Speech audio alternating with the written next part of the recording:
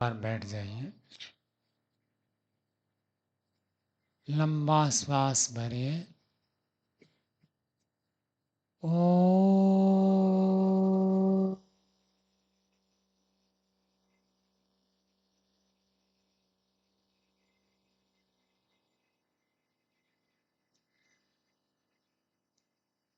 ओ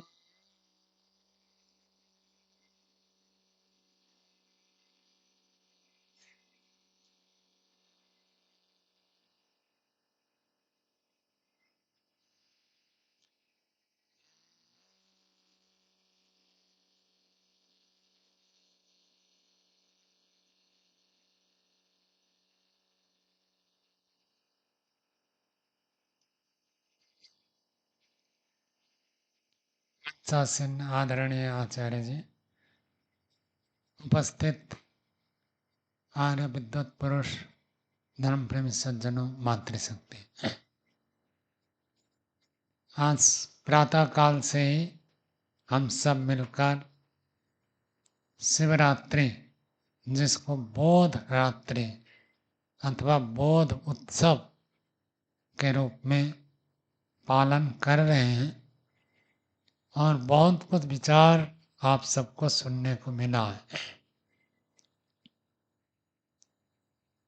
सारे विषय कभी भी किसी को स्मरण नहीं रहते। थोड़ा हो तो अच्छा भी लगता है और स्मरण भी रहता है। तो मैं समय को ध्यान में रखते हुए बहुत ज़्यादा समय नहीं लूँगा। थोड़े समय में हम कुछ सार गर्भित चर्चा करें। प्रातःकाल में आप सबके सम्मुख निवेदन किया था कि ऋषि दयानंद ऋषि बने तो बने कैसे बने, और जो व्यक्ति ऋषि होता है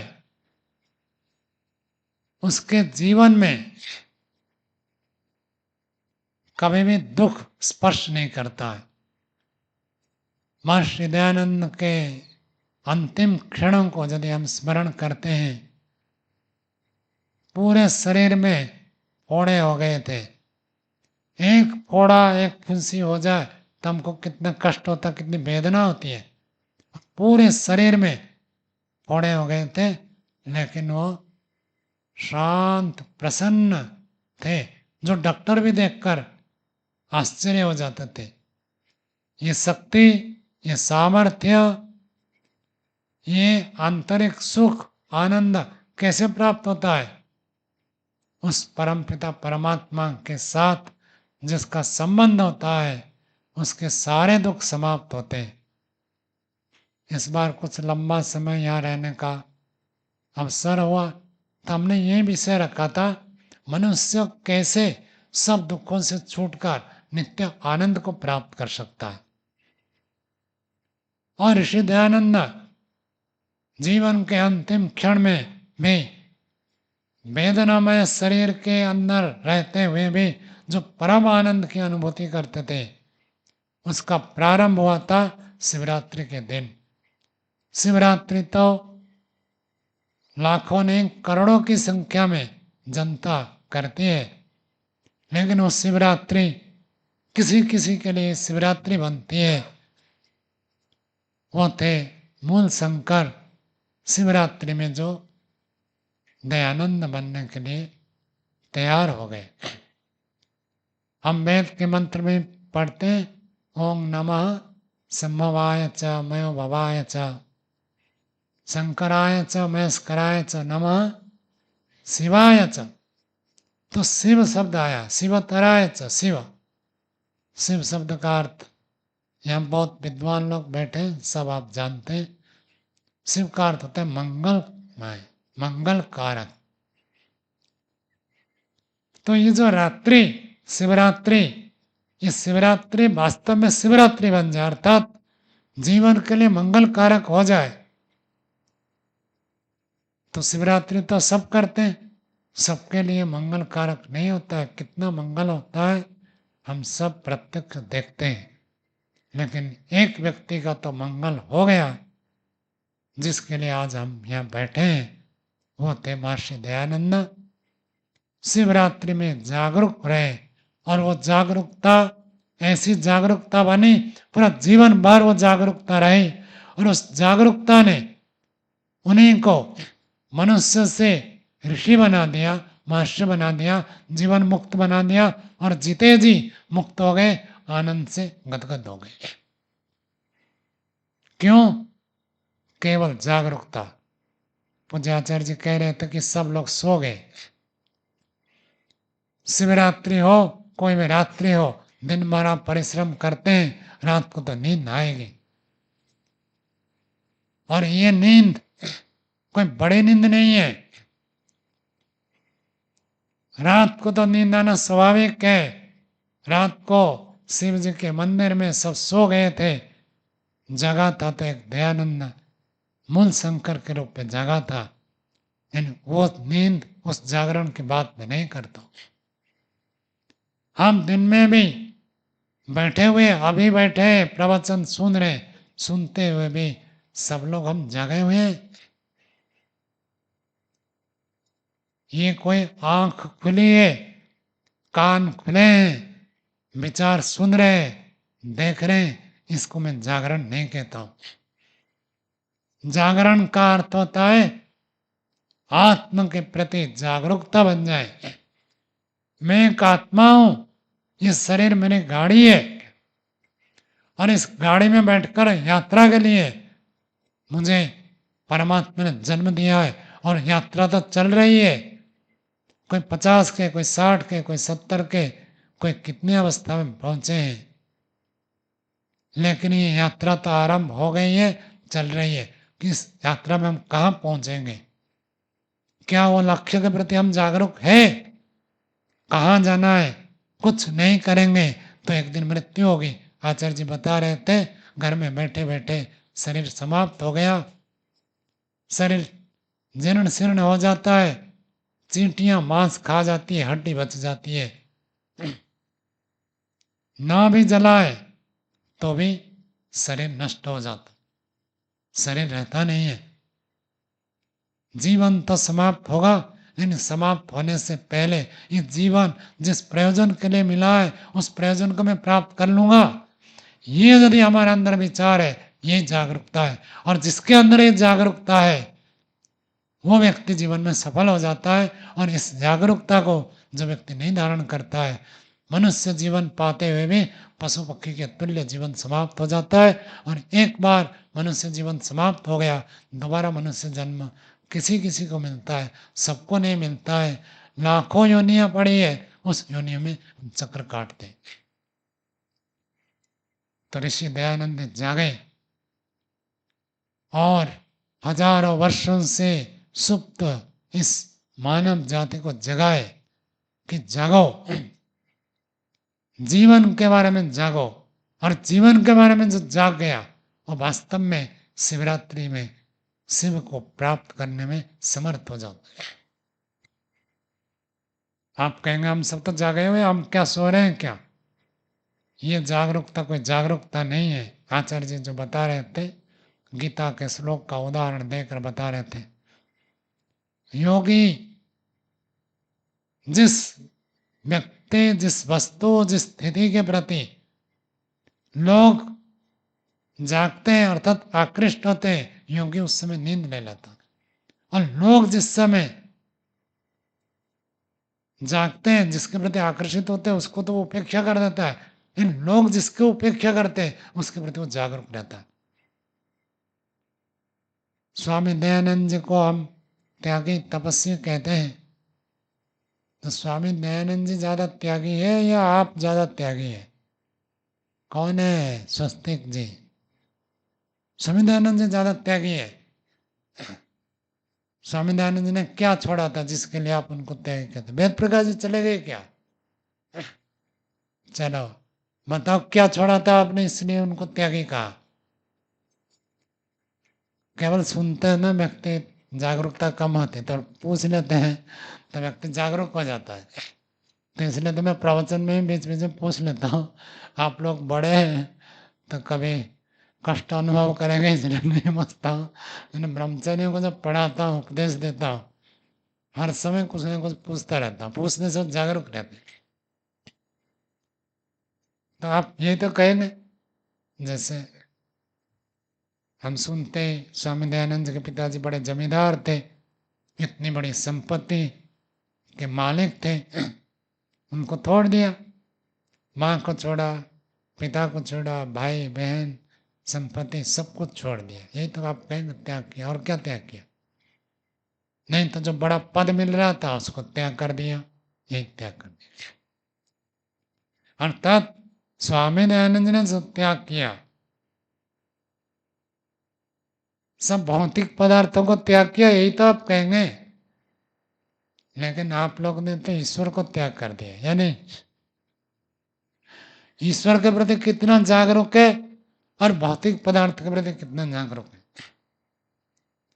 स्वामी दयानंद जी ने भौतिक पदार्थ को त्याग करके ईश्वर को प्राप्त करने के लिए प्रयत्न किया, और आम आदमी ईश्वर को त्याग करके भौतिक पदार्थों को प्राप्त करने के लिए प्रयास करता है। तो सारा संसार जितना विशाल है, जितना महान है, ईश्वर उससे ज्यादा विशाल महान है या नहीं?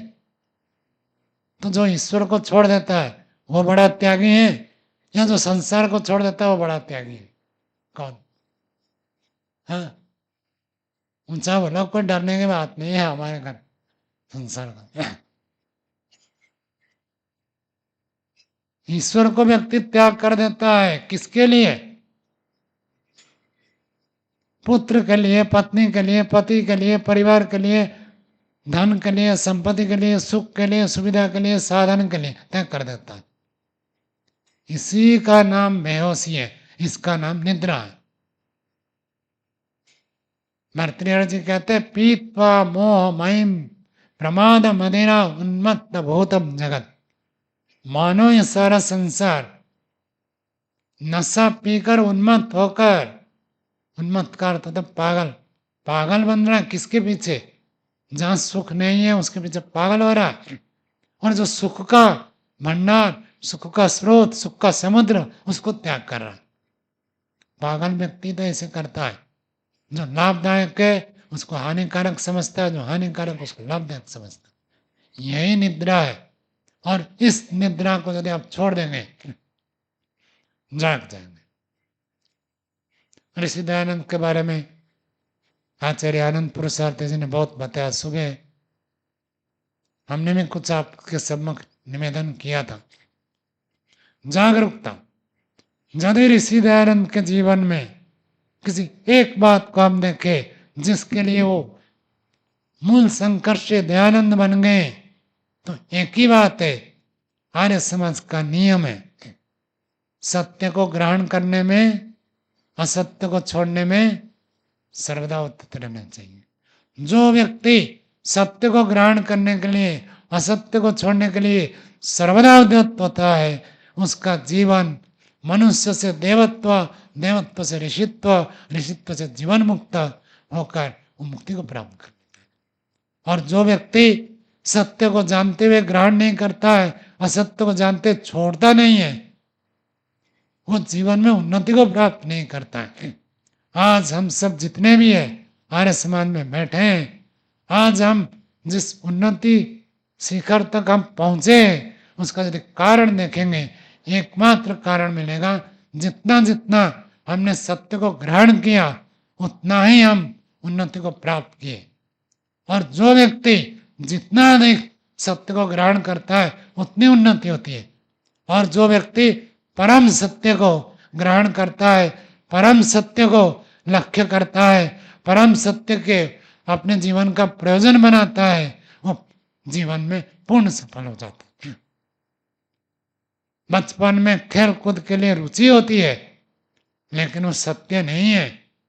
विद्या अर्जन सत्य है, बल अर्जन सत्य है, बुद्धि की वृद्धि सत्य है। जो व्यक्ति सत्य को ग्रहण किया, आज आप पढ़े लिखे नौकरी करते, बुद्धिपूर्वक काम करते, जीवन में सुख अनुभव करते।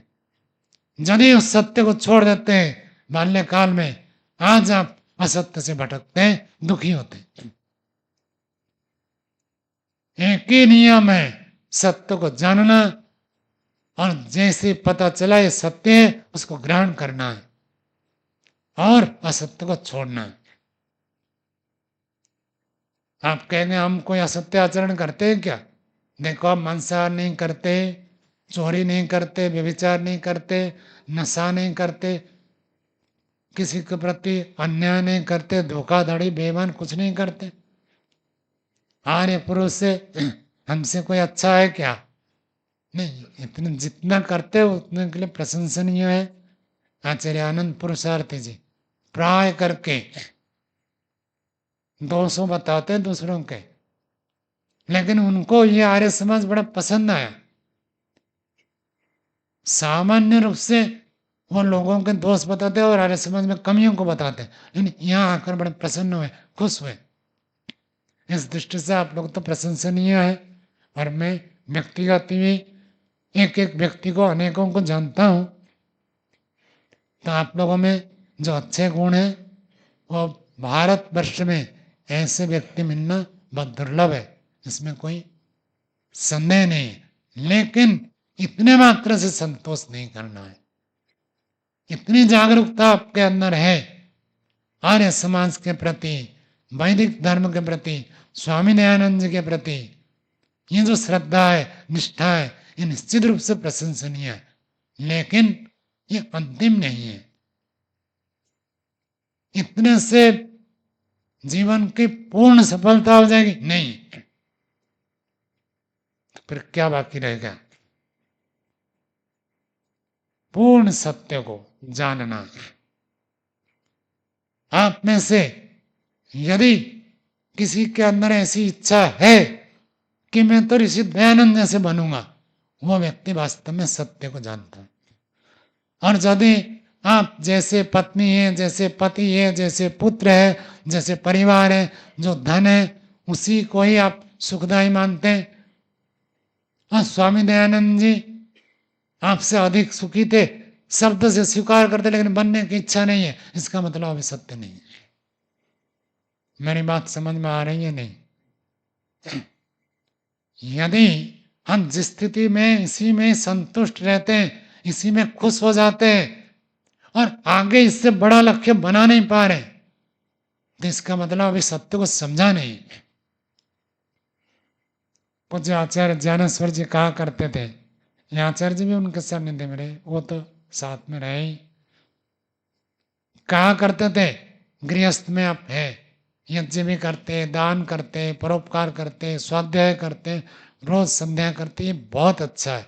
ऐसे व्यक्ति धरती में बहुत कम मिलते हैं, कोई संदेह नहीं। लेकिन फिर भी यदि आप सोचते हैं ये मेरा जीवन की उत्कृष्टता है, तो आप अभी अज्ञान में हैं। स्वामी दयानंद किस स्तर पर थे? जो व्यक्ति आज सोचेगा मुझे ऐसे बनना है और इस जन्म में प्रयत्न शुरू करेगा, तो कुछ जन्म के बाद बनेगा। सुबह मैंने ये निवेदन किया था। आज भी यदि हम प्रयास नहीं करेंगे तो आगे के जीवन में भी प्रयास नहीं होगा, और आगे के जीवन में नहीं होगा, आगे के जन्म में भी नहीं होगा। जो व्यक्ति गलती करते हैं, निद्रा में, बेहोशी में रहते हैं, असत्य को प्रिय मानते हैं, उसी में मजा आता है। दुकान गए, बाजार गए, घूमे फिरे, उसी में बड़ा मजा आता है। स्वाध्याय, सत्संग, ध्यान, संध्या, उपासना, यज्ञ में रुचि नहीं हो रही है, वो तो बेचारे हैं। ये जन्म तो गया, अगले जन्म में भी नहीं होगा। ये कौन सी मनुष्यता है? इस जन्म में भी हम दुखी हो और अगले जन्म के लिए दुख को सुरक्षित करें, बैंक बैलेंस दुख बढ़ाए, ये कोई बुद्धिमत्ता नहीं है। इसका नाम है प्रमाद। और सुबह बताया था, प्रमाद हो वही मृत्यु हो। ये मृत्यु है। जीवन के लक्ष्य के प्रति जागरूकता न होना, ये प्रमाद है। और प्रमाद को ही मृत्यु कहा गया। मृत्यु का अर्थ शरीर छोड़ देना, ये तो एक मृत्यु है ना। हर समय जो व्यक्ति जागरूक रहता है वही जीवित है, बाकी सब तो मरे हुए हैं। ये दार्शनिकों का कथन है, आम व्यक्ति की बात नहीं। तो ऋषि दयानंद जी शिवरात्रि को जागे थे तो हम भी जागे कि मैं ऋषि दयानंद जैसे बनूंगा। ठीक है, उनका सामर्थ्य था, आचार्य जी कह रहे थे इतना पुरुषार्थ हमको सोचने में ही आश्चर्य लगता है कैसे कर लेते थे। हम नहीं कर पाते हैं, कोई बात नहीं, जितना कर सकते उतना तो करे, कोई एक गुण को तो बढ़ाए। ईश्वर उपासना, वेद स्वाध्याय, वेद प्रवचन, धर्म का प्रचार, शास्त्र का प्रचार, परोपकार, कुछ तो करे। जो ऋषि दयानंद के जीवन में था कुछ आरंभ करे। और आचार्य जी कहा करते थे कि जो व्यक्ति अपने सामर्थ्य से कुछ अधिक करने का प्रयत्न करेगा उसका सामर्थ्य बढ़ेगा। आप लोग पढ़े होंगे, नहीं हो गए, जब छोटे थे स्कूल में पढ़ते थे, एक कथा थी, ये ब्रह्मचारी भी एक बार बता रहे थे। कोई छोटा गाय का बछड़ा है, अब उस व्यक्ति को एक व्यक्ति उठाता है किशोर अवस्था में, और बछड़ा धीरे धीरे बड़ा हो जाता है, और व्यक्ति भी धीरे धीरे बड़ा होता है, और रोज रोज उठाता है, तो उसका सामर्थ्य कितना बढ़ जाता है। आप हम उठा सकते हैं क्या? नहीं उठा सकते। जो अभ्यास करता है वहां तक पहुंचता है। एक एक व्यक्ति 10-10 फैक्ट्री चलाते, उनके पास अलग बुद्धि है क्या? हमारी जैसे बुद्धि है, उन्होंने उपयोग किया तो बुद्धि बढ़ी, सामर्थ्य बढ़ गया। हम उपयोग नहीं करते तो सामर्थ्य नहीं बढ़ता। महर्षि दयानंद में अनेक गुण थे, एकाएक वो गुण के अधिकारी नहीं बने थे, कितने जन्मों से पुरुषार्थ किया तब जाकर इतने गुणों का अधिकारी बने। हम भी आज पुरुषार्थ करेंगे तो इस जन्म में नहीं तो अगले जन्म बनेंगे, अगले जन्म में तो 2-4 जन्म में बनेंगे जरूर। लेकिन जिसका लक्ष्य ही गलत है, बस पत्नी है, बच्चे हैं, परिवार है, बच्चों की नौकरी लग जाए फिर तो आराम है। और क्या करना है? और क्या करना है? मरना है। मरने के लिए मनुष्य जीवन नहीं मिला है। और इस जन्म में यदि जागरूकता आ गई, मर भी गए, ये जागरूकता हमारे साथ अगले जन्म जाएगा। और अगले जन्म 14 साल की अवस्था में शिवरात्रि को देखने पर ऐसी जागरूकता होगी जीवन में, उस अंतिम सत्य, परम सत्य, सत्य शिव तक हम पहुंच जाएंगे। और जो इस जीवन में जागरूकता को नहीं लाया, अगले जन्म में यही प्रमाद रहेगा, यही आलस्य रहेगा, और ऐसी स्थिति रहेगी। क्या जागे? कुछ ना कुछ आपको जागना पड़ेगा। जो गुण आपको अच्छा लगता है ऋषि का धारण करें। हम सब गुण को धारण नहीं कर सकते। योग्यता, सामर्थ्य, रुचि के अनुसार हम एक गुण को धारण कर बढ़ाए, और एक गुण को इस शिवरात्रि में धारण किया और जागरूक रहे, पूरे साल भर जागरूक रहे। जो ऋषि का गुण मैंने धारण किया, संकल्प किया, व्रत लिया, उसको पालन करूंगा। अगले वर्ष आप देखेंगे आपको कितना संतोष होगा, कितना सुख मिलेगा, कितना आनंद आएगा कि मैं ऋषि बनने के लिए एक कदम बढ़ाया। तो आप सभी कुछ संकल्प करें जो आपको अच्छा लगे। मैं भी आपके बीच में ही पहले था, अब भी हूं। मैं भी अपने आप को एक साधक मानता हूं।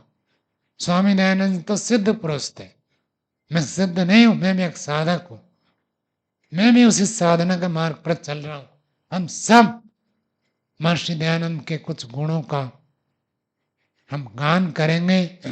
आपको जो गुण अच्छा लगेगा उसको आप धारण करेंगे और आगे उसको बढ़ाएंगे। तो आपको भी बोलना है मेरे साथ साथ। देखिए, संसार में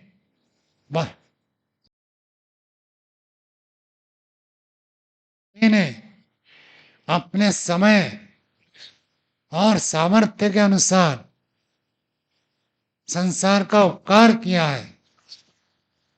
अतः सभी महापुरुष पूज्य हैं। किंतु निष्पक्षता से हम विचार करें तो कोई प्रभु भक्त है तो विद्वान नहीं, कोई विद्वान है कोई विद्वान है तो योगी नहीं, योगी नहीं, कोई योगी है कोई योगी है तो सुधारक नहीं, सुधारक नहीं, कोई सुधारक है कोई सुधारक है तो दिलेर नहीं, तो धैर्य नहीं, कोई दिलेर है तो ब्रह्मचारी नहीं, ब्रह्मचारी नहीं, कोई ब्रह्मचारी है तो वक्ता नहीं, कोई वक्ता है तो लेखक नहीं, कोई लेखक है तो सदाचारी नहीं, सदाचारी नहीं, कोई सदाचारी है कोई सदाचारी है तो परोपकारी नहीं, तो परोपकारी नहीं, कोई परोपकारी है कोई परोपकारी है तो कर्मठ नहीं, कर्मठ नहीं, कोई कर्मठ है कोई कर्मठ है तो त्यागी नहीं, तो त्यागी नहीं, कोई त्यागी है कोई त्यागी है तो देशभक्त नहीं, तो देशभक्त नहीं, कोई देशभक्त है कोई देशभक्त है तो वेद भक्त नहीं, वेद भक्त नहीं, कोई वेद भक्त है कोई वेद भक्त है तो उदार नहीं, तात नहीं, कोई उदार है कोई उदार है तो शुद्ध आहारी नहीं, तो शुद्ध आहारी नहीं, कोई शुद्ध आहारी है कोई शुद्ध आहारी है तो योद्धा नहीं, तो योद्धा नहीं, कोई योद्धा है कोई योद्धा है तो सरल नहीं, तो सरल नहीं, कोई सरल है कोई सरल है तो सुंदर नहीं, तो सुंदर नहीं, कोई सुंदर है कोई सुंदर है तो बलिष्ठ नहीं, तो बलिष्ठ नहीं, कोई बलिष्ठ है कोई बलिष्ठ है तो दयालु नहीं, कोई दयालु है कोई दयालु है तो संयमी नहीं, तो संयमी नहीं, परंतु परंतु यदि ये सभी गुण ये सभी गुण किसी एक महापुरुष में है, इस एक महापुरुष में है, वो है वो है गुणों का सागर गुणों का सागर महर्षि दयानंद। महर्षि दयानंद। बोलो महर्षि दयानंद की जय,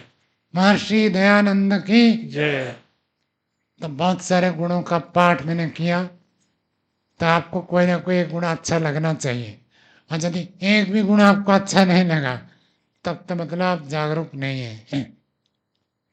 तो आप जागे और किसी गुण को ग्रहण करें और जीवन में प्रत्येक दिन उसका पालन करें। तो ऐसे एक एक गुण, एक एक शिवरात्रि का हम पालन करेंगे तो जीवन हमारा कल्याणमय हो जाएगा। न केवल अपना जीवन कल्याणमय होगा, अपितु जो व्यक्ति सत्य को ग्रहण करने में, असत्य को छोड़ने में उद्युक्त हो जाता है, परमात्मा की कृपा से उसकी शक्ति सामर्थ्य न होता है, न केवल अपने को, अपने परिवार को, अपितु समाज को, राष्ट्र को, संपूर्ण विश्व को बदलने का सामर्थ्य उसके अंदर उद्बुद्ध हो जाता है, प्रकट हो जाता है। और जो व्यक्ति स्वार्थ को छोड़ देता है उसको परमार्थ की प्राप्ति होती है। जो व्यक्ति अपने लिए, अपनों लिए और अपने सपनों के लिए काम करता है वो तो उसी में सीमित रह जाता है। केवल मैं, मेरा परिवार, मेरा स्वप्न साकार हो। मैं, मेरा और मेरे सपनों के सीमा से बाहर होकर जो व्यक्ति संसार के उपकार के लिए प्रयास करता है, परमात्मा उसको अपार धन, ऐश्वर्य, शक्ति, साधन संपन्न कर देते हैं, वो कल्पना नहीं कर सकते। आचार्य ज्ञानेश्वर जी कहा करते थे, जैसे कालवा का बताए, कालवा में पढ़ते समय जीरो बैलेंस, और जीरो बैलेंस से जीवन आरंभ किया। माता पिता से फूटी कौड़ी नहीं। पिताजी को जब पता चला कि आचार्य बन गए, पिताजी आकर कहे आधी संपत्ति तू भी ले ले, छोटा भाई का आधा, तेरा आधा, तुम भले आध्यात्मिक कार्य में लगा दे। स्वामी सत्यवती जी को पूछा कि पिताजी का ऐसे संदेश आया है कि भले तुम आध्यात्मिक मार्ग में चले गए, दो भाई हो तो छोटा भाई का आधा संपत्ति रखे, तुम आधा ले जाओ, कहने। तो स्वामी सत्यवती जी ने पूरा मना कर दिया, कहा बिल्कुल नहीं, पिताजी का संपत्ति लोगे तो राख का एक तार जुड़ा रहेगा। मेरे पिताजी ने दिया, ये भावना में नहीं लाना है। तुम समाज का खाने को नहीं मिले भिक्षा मांगना ठीक है, लेकिन पिताजी से नहीं ले सकते। और आचार्य जी कहा करते थे, परमात्मा ने इतनी शक्ति, इतनी संपत्ति दी, जितना मैं बांटता हूं कई गुना मिल जाता है। कोई फैक्ट्री नहीं, कोई नहीं। मैं पीछे भी बताया था, उनका संकल्प बड़ा बड़ा संकल्प होता था। 50,000 व्यक्तियों के पास वैदिक साहित्य पहुंचाऊंगा, ऐसे संकल्प करते थे वो। 1 साल के अंदर पुस्तक लिखना, उसको छपाना और उसको प्रकाशित करना। पैसा किसी को मांगना नहीं है, स्वतः कोई दे तो दे। कैसे कार्य होता है, कल्पना कर सकते हैं आप कि कोई पुस्तक 50,000 छापे और डाक से भेजना है, बिना पैसा लिए भेजना है। निःशुल्क भेजते थे पुस्तक, कोई पैसा दे दे तो अलग बात है। कल्पना नहीं कर सकते। ये सामर्थ्य कहां से आता है, जब व्यक्ति स्वार्थ को छोड़कर परमार्थ के लिए करता है। स्वामी दयानंद जी ने जीवन में कभी किसी को पैसा मांगा नहीं है। राजाओं ने कहा हम देंगे। ये शक्ति, ये सामर्थ्य किससे आता है, परमात्मा से आता है। तो आप सब जागरूक बने और जीवन में ऐसे संकल्प करें, कुछ बड़ा करना है, परमात्मा शक्ति देंगे। आपको कुछ करना नहीं है, स्वार्थ को छोड़ते ही परमात्मा क्या कहते उड़ेल देते हैं, इतना भर देंगे आप कल्पना नहीं कर सकते। आप सोचेंगे हम तो नौकरी करते, बेहतर नहीं मिलता, इससे ज्यादा तो क्या मिलेगा, कल्पना नहीं कर सकते। कैसे मिलेगा, कहां से मिलेगा, कब मिलेगा, आपके सोच से बाहर, लेकिन मिलेगा जरूर। कंडीशन है, एक नहीं। केवल स्वामी दयानंद आचार्य ज्ञानेश्वर जी की बात नहीं कर रहा हूं, कितने विद्वान आचार्य जो जीवित है उनसे मिला और उनसे यही परिणाम आया कि आप ऐसे कितने करते, कैसे कर लेते। एक ही उत्तर है, स्वार्थ को छोड़ा, परमार्थ के लिए किया, परमात्मा देता है। तो आप सब जागरूक बने। शुरू में आंख बंद करवाया था, अब अंत में मैं फिर आंख बंद करवाऊंगा। सीधे होकर बैठ जाइए, आंखें बंद कर दीजिए। मेरे साथ साथ थोड़ा थोड़ा बोलिए, हे परमेश्वर, आप सर्वव्यापक, सर्वज्ञ, सर्वशक्तिमान, न्यायकारी है। आपने ही मुझे यह जीवन प्रदान किया है। आपके कारण ही मैं विचारने में, बोलने में, कार्यों को करने में समर्थ हूं। प्रत्येक क्षण मन, वाणी, शरीर से किए जाने वाले समस्त कर्म आप जानते हैं। आपसे छुपकर मैं कोई भी कार्य नहीं कर सकता। आपकी अनुभूति मेरी बुद्धि में प्रत्येक क्षण बनी रहे। मैं अपने जीवन के प्रति